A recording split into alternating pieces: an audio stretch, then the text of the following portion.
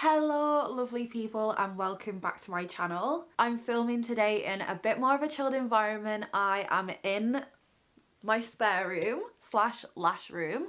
So this is the room where I do my side hustle.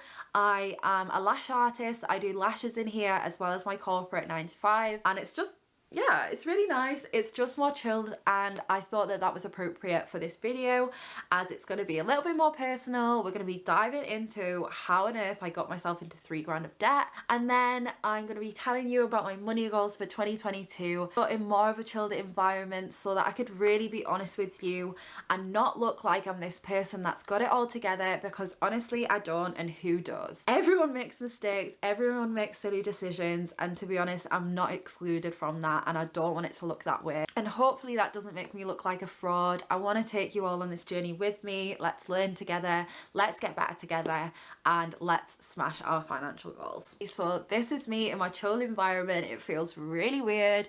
I don't have a notepad, I don't have any notes, I'm just talking, so sorry if this is a little bit rambly. I just thought it'd be nice to do a little bit more personal video and get to know you a little bit better, so please be kind, and I hope you enjoy this video.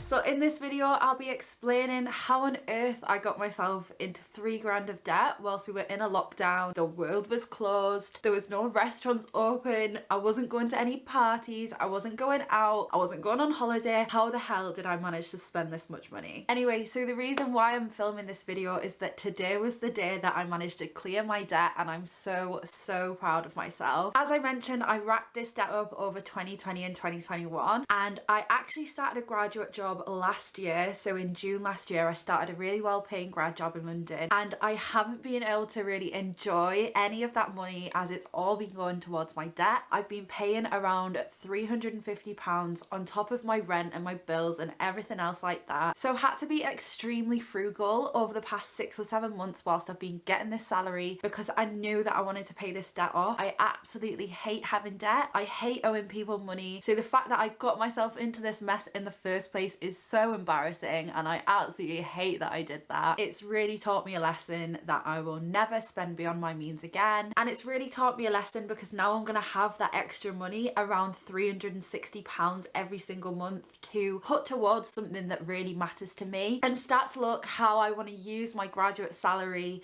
to better myself, to better my life, and to save for my future, and start looking at what my money goals are for 2022. So I'm really excited to take you on that journey with me throughout the rest of 2022. But first, let's start at block zero. Let's look at how I got into this mess. I just wanted to clear up where this money that I was in debt was coming from. So I'm so fortunate that my parents were able to lend me this money, and I don't want to come across entitled because I'm complaining about the fact that I was able to lend this money off my mum and dad, and I know that the situation isn't the same, and for viewers watching this video, they might be in debt with external companies, with banks, and I just wanted to clear that up because I know that people might ask questions about how I've dealt with interest rates and things like that, but the truth is I didn't have to deal with any of that because I was lending from my family. I also just wanted to add that that doesn't make this debt any less valid. When my parents first lent me the money, we set out a clear terms and conditions almost about the fact that I would need to pay this money back at some stage. Now they are very relaxed, and they didn't want me to go out of my way to feel like I couldn't do anything with my life to give them this money back, but I knew in myself that I didn't want to owe this money for a long time, and that's why I made a plan to pay it off as soon as I possibly could so that I could be debt free, which is the best place to be in my opinion. I absolutely hate owing money, as I've said. So I just wanted to say that, and I didn't want to be fake about any of this. I was in a very lucky position to be able to lend this off my parents. I hope no one's judging me for that, and anyway, let's jump straight into the video. So how on earth did I get myself into this amount of debt in the first place? And the honest answer, and that is so embarrassing to me, is that I have no idea. I literally don't know how on earth the amount of money that I spent over the period from when this money was lent to me through until when I started my grad job. So that's a period of about 5 or 6 months. I have no idea how I got into 3 grand of debt. I don't know what I spent the money on. I have nothing to show for it. And clearly it was all kind of a bit pointless. I think to sum up, the reason why I got into this debt is because I was living beyond my means. I wasn't looking at the money that was coming in objectively. I wasn't looking at what was going out, and I was just spending money. I was spending it mindlessly, and I was spending it to make myself feel better. So for anyone that's not in the UK, from the period of about November, at least till January, I think it was, we were in this weird tier system for COVID. So I was living in Sheffield at the time, finishing my final year of uni. For anyone that doesn't know, that's in South Yorkshire. It's quite north compared to London. So the prices anywhere up there are a lot cheaper. I was paying a lot less in rent. I think I was spending around £250 to £300 on rent because, again, my parents were helping me out with that one. So I had minimal rent costs and my bills were included within that. I then really should have only been spending money on my food for the week and any university supplies really that I needed. I wasn't going out because we were in this red zone, but somehow I've managed to spend that amount of money. So around the time that I was lent this money, I literally just found out that I got my graduate job and that I'd been accepted. So a lot of that, I think I was spending beyond my means with the thought and with knowing that I was going to have this graduate job that I just thought, wow, that amount of money is going to be in my bank as of June and I'm going to be balling, which is just so dumb of me to think. I had no idea how to budget at this stage. I thought I was good with my money. The honest truth is that I just wasn't. Another thing that I think I really got caught up in was emotional spending. So as everyone has experienced, a lot of the time that we spent in lockdown, staying online was one of the only ways that we could be connected to the people that we love, but with that comes a lot of things that we don't need to be seeing and a lot of things that we don't need to be consuming. And when I'm saying that, I'm talking about influencers and just seeing other people post things online that then make you feel like that should be important to you and it makes you feel like you should be doing that. So I was spending so much money on like Pretty Little Thing, ASOS orders, buying all these clothes, and I wasn't even going anywhere. Like I wasn't even going out. So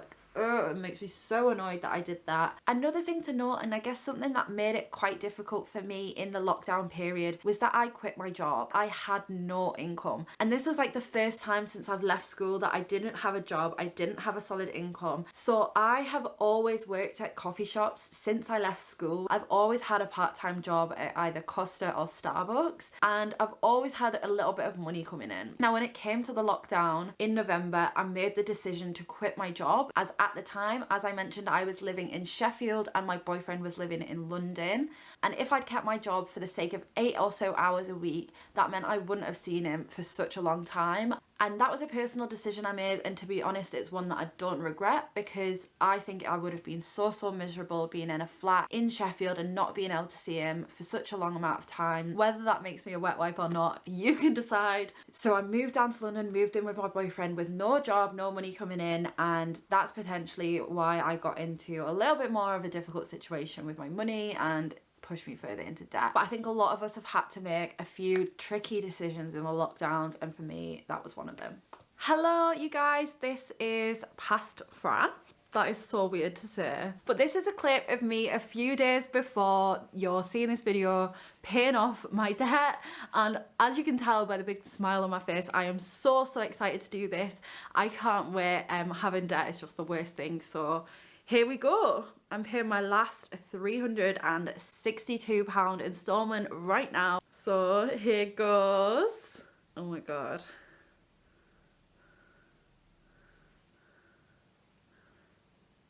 Oh my God, I did it. You probably can't see that. Oh my God, you can't. Oh well.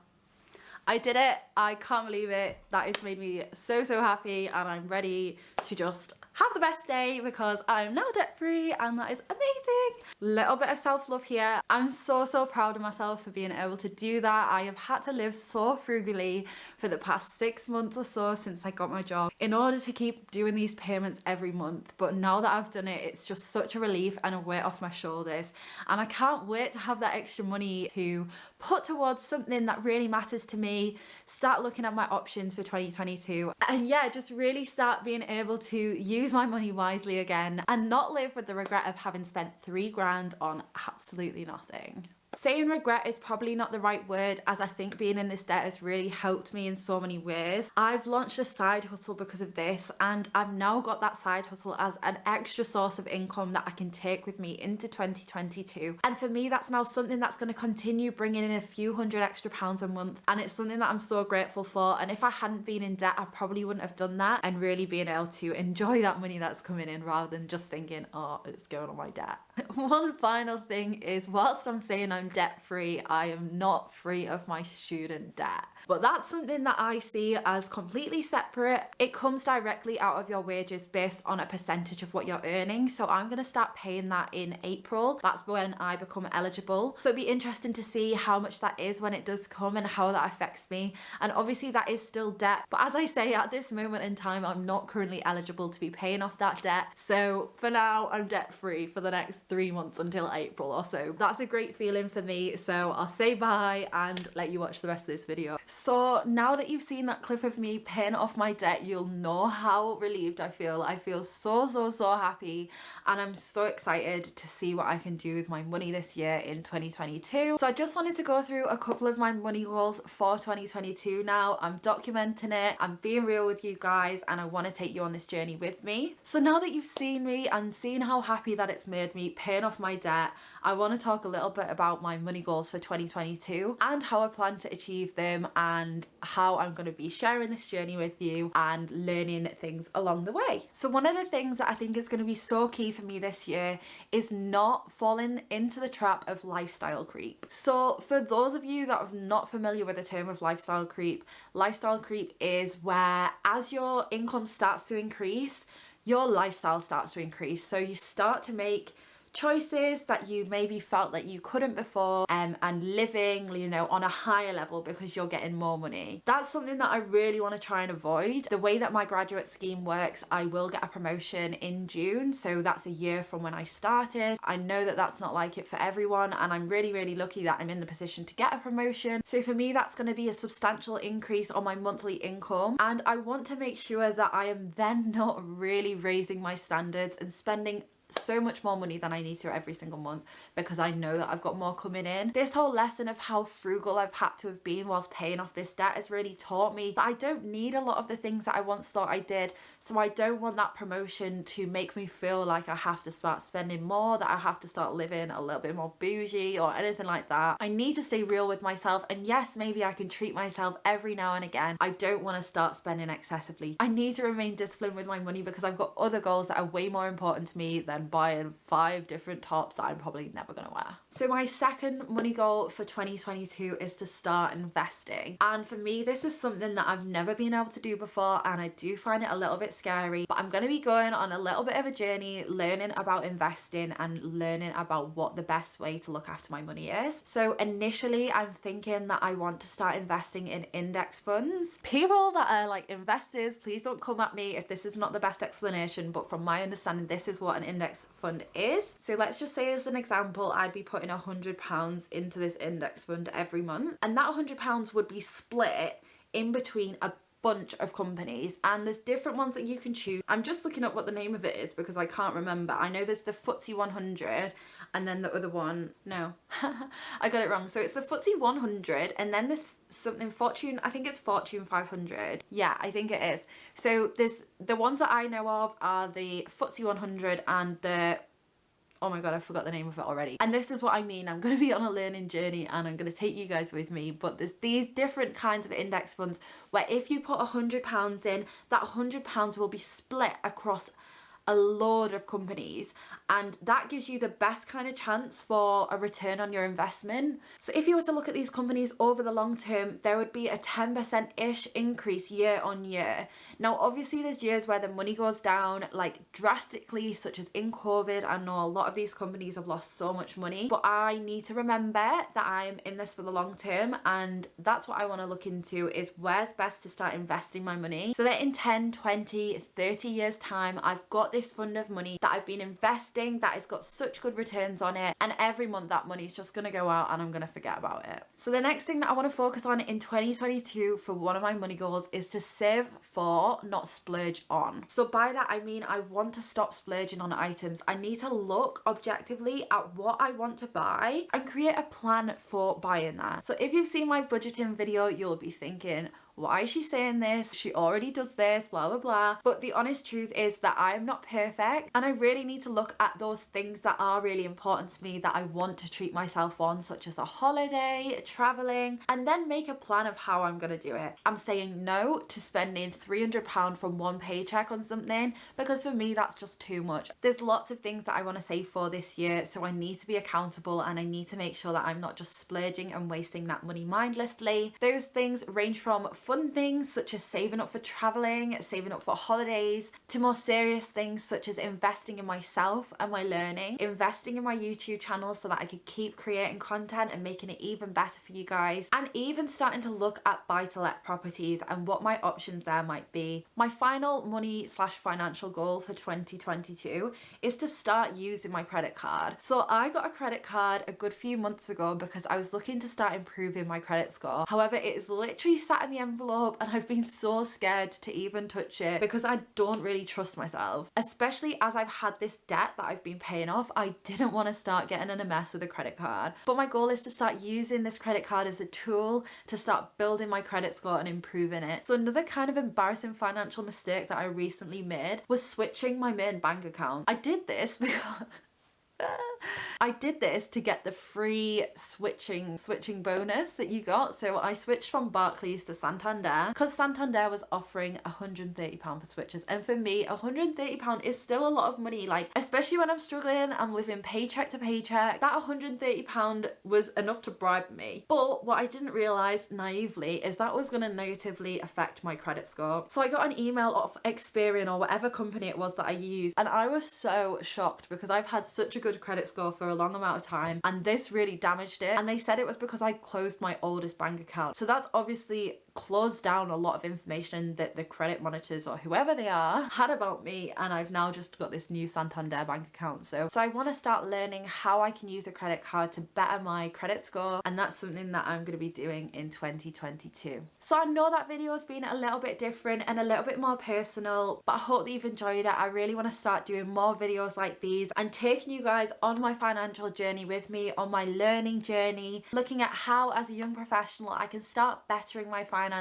And I'm just being honest with you, I don't know everything, but I want to learn and I want to get better, and I want to share this content with you so that we can all learn together and be really savvy with our finances. But for now, I've got around £350 extra every single month that I can be using, so I need to decide how I'm going to do that. I need to build it into my budget and look at where that money needs to go, and that's going to be the first step for me. So thanks so much for watching. If you did like the more casual style of this video, please let me know below. It's so important to me that these videos are bringing value, so please drop a like, drop a comment, subscribe to my channel. I'm planning some really exciting content over the next weeks and months as I continue on this journey, and I don't want you to miss it. Anyway, I hope you have a lovely rest of your day. Stay happy, stay positive, don't let your money get you down, and I can't wait to see you all next week. Bye!